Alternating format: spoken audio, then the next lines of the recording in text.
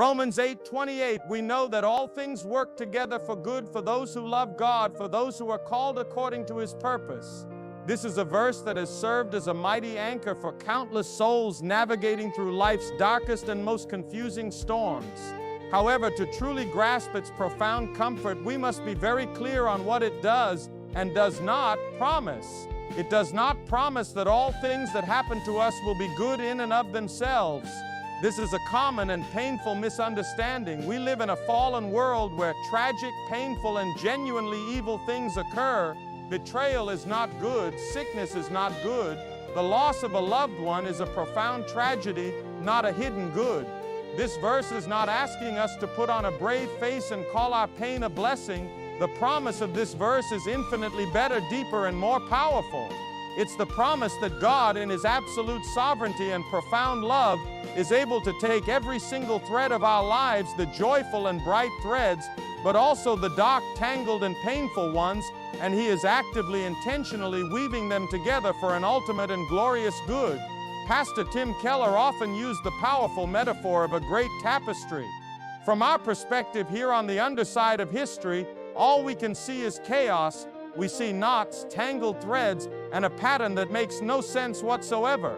It can look meaningless and cruel, but God, the master weaver, is working from the top side, and from His perspective, He is meticulously crafting a beautiful, coherent design that we cannot yet see.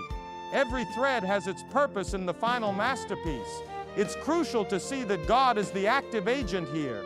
Things don't just passively work together by chance. The verse says God works all things together.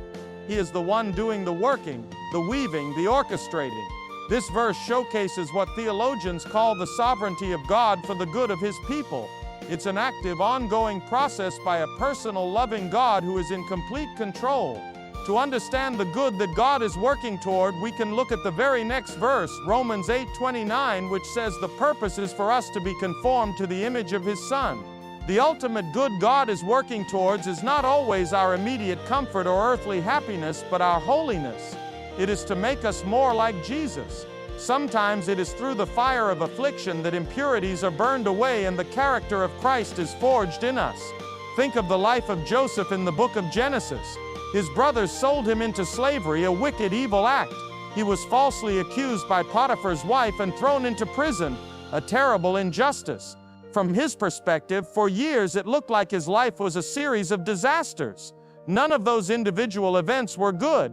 But God, the master weaver, was working through every betrayal and every moment in the dungeon, positioning Joseph to eventually become the second in command of Egypt, saving his family and an entire nation from famine. At the end of his story, Joseph tells his brothers, "As for you, you meant evil against me, but God meant it for good." That is Romans 8:28 in action.